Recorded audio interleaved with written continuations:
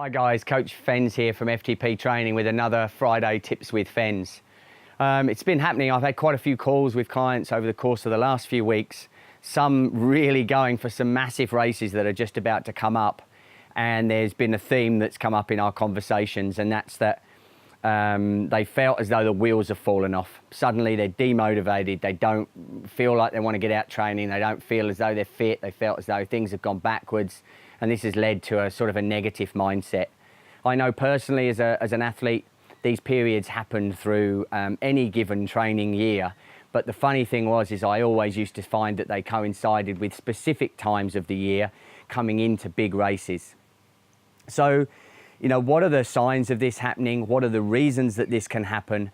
And how do we get over these problems to get ourselves really back on track and back with the focus on the objective which we started all this training to achieve in the first place. So I'm going to outline a few things here and a few things in which we can use as telltale signs, and then ways in which hopefully we can prevent it or understand it and therefore get over it. All right, so one of the big things that can lead to this feeling of you know, just wanting to go and hang your bike up in the garage is that we've gone into a period of overreaching, non-functional overreaching, or a little bit of overtraining. Non-functional overreaching is the norm. And what that means is that, you know, to build ourselves up and adapt to get stronger, we need to overreach slightly. Non-functional overreaching means that you've been continuing to go out training, but not seeing any benefit from that training. So you've been trying to recover from it, but the next time you've gone out, you're still feeling tired. A lot of time with the self-coached athlete, what you tend to do is you just think you're being soft. So you get out there and you just keep doing it and doing it and doing it until such time that you just feel like, I just want to chuck it in. You don't want to get out of bed in the morning and you're over it. And that often can coincide, obviously, just before peak events or tapers, because that's when you've really been trying to put that last bit of finishing edge training in. So what are the signs? Signs for me and what I see in my athletes, and I ask a lot, is how you feel. Okay, it sounds like a pretty airy-fairy thing to ask, but how you feel. How have you been sleeping? Are you irritable? Are you having rows at work? Or are you a bit snappy with your wife or your girlfriend? How's your eating habits? Are you eating more, getting munchies at night, or feeling that you don't want to eat?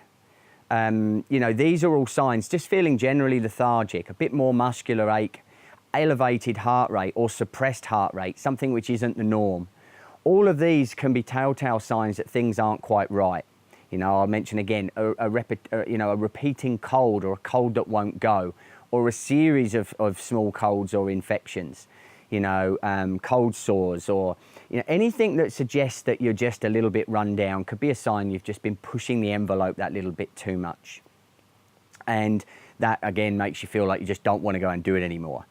So what do? It all is not lost in this situation often, but what you have to do is not what you feel like doing, and that is actually not ride your bike. Okay, you've got to just have a few days completely off your bike. Best thing to do is maybe go away for the weekend, go away with your wife. You might just want to go for a few walks, take the dogs out, etc., and do some of the stuff that you generally have been neglecting because you've been training too hard. How long it takes to get over this problem depends upon how long you've been non-functionally overreaching for. You know, if you're stuck into a rut and you've been doing it for a few months, you may have blown the chance for this target event, because if you've only got 2 or 3 weeks before it, you may need to have a week or maybe more off the bike to actually super compensate from that load and actually start to feel like you can get back into training. If you've just been doing and overreaching that little bit, what I suggest you do is you take 2 or 3 days completely off the bike. Then maybe just get out on the bike for 1.5 hours of easy pedaling for another couple of days. Then go out at the weekend, potentially on the Saturday with the bunch, and just test the legs. You're going to know straight away whether you're feeling back to your old self. And often it's just that small amount of time can get you firing again, and your body will have absorbed and adapted to the training load and stress that it wasn't going to adapt to it if you kept on hammering yourself. So that's one of the first things that can lead to this breakdown in our mental focus and our thoughts that we're just going to pack it all in. Another thing that can cause issues is the incorrect periodization. So in my experience of coaching athletes, we may have multiple peak events in the season, the more peaks that you have in the season, the more difficult it is to program. And the easiest way to program is for a 2-season peak period. Okay, you break the season down potentially into, say, the 2 6-month blocks, of which there's recovery periods in there as well. So I've found that 5 months is probably the optimum in terms of duration. You don't want to go and build for an event any longer than for 5 months, really, and have an end result to go for. If you're training for too long, then you just go into the rut, and your body just gets worn down, and you mentally just get worn down. So when I look at a person's season, we plug in their target events and work backwards from that. So I make sure that that period towards their peak event is no longer than 5 months. So I'd be trying to come in about 6 weeks before that with some quite high priority races, and have a period of that sort of 4, 6, 8 weeks where they're absolutely flying, and use the races just before their peak event to really fine tune their performance and make sure that they're as good as they can be come event day. Now, if you don't do this, and you just, like a lot of self-coached athletes, go, oh, well, I just want to start training now, and you haven't set that goal race, suddenly the goal race comes up and it's now 8 months ahead and you've already been training for a month. You don't want to stop training again now because you've already started. But guaranteed, 1 month, 6 weeks out from that event, you will have had enough of training.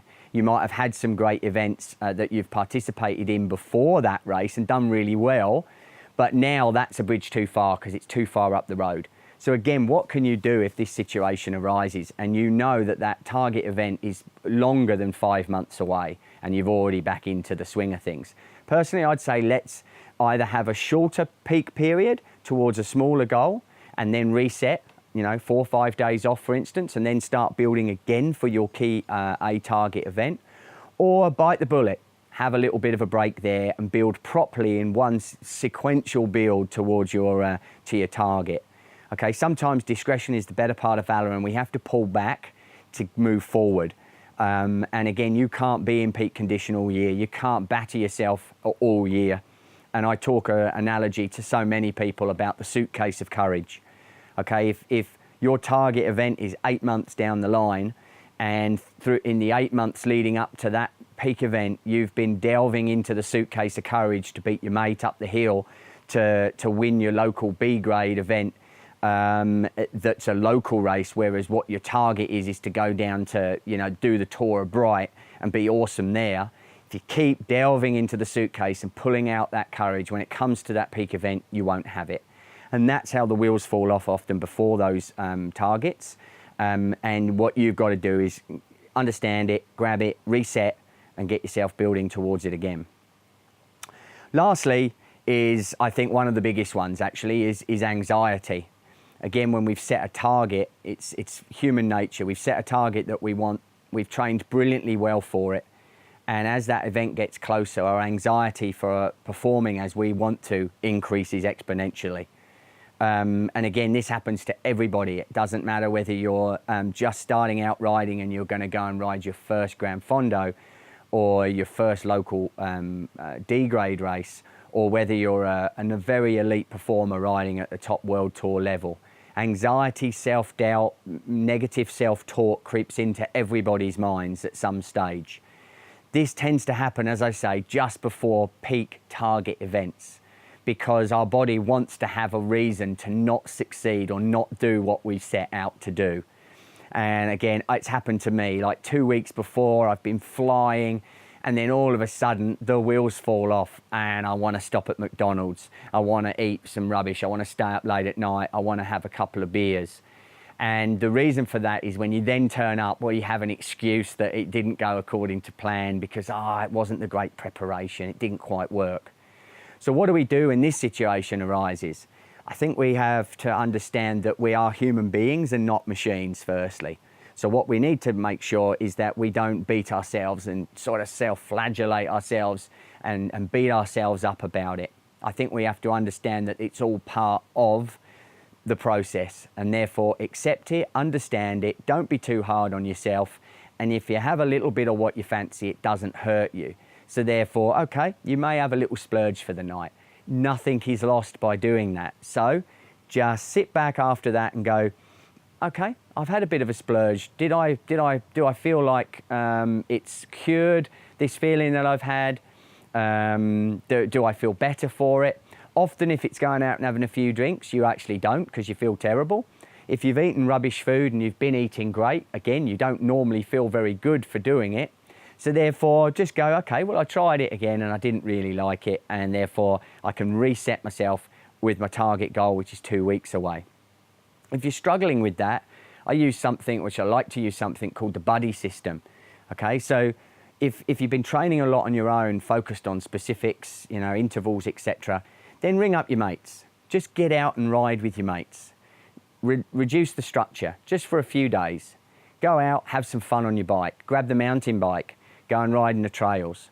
Again, you'll be surprised how much uplifting that can be to just not have to go and hit targets, but to go out and ride. And by doing so, you're still out there keeping fit, you're still maintaining your level of condition, but you're also refreshing the brain, ready to get back into program and just nail that final 2-week preparation into the event. So negative self-talk, self-doubt can be dealt with in lots of different ways. Understand that it's normal and acceptable for it to happen, but try and develop ways, buddy systems, you know, friends that you can talk to, that one person, your coach, for instance, that's full of froth and just can lift you on the end of the phone, or in your local bunch ride. All right, guys, the wheels falling off happens to us all. Try and find ways to deal with it. Try and understand what it is that's made that happen for you, and pull yourself back together and get yourself back in, back in focus and back on target, and achieve what you've always wanted to achieve. I hope this has helped any of you that are having any of this go on at the moment. And again, if you've got any questions to us, you can always come on to the FTP Training Facebook page and ask a question. And remember to follow us and like us on Insta, Twitter and Facebook. Thanks, guys. I'll catch you out on the road or trail. Bye-bye.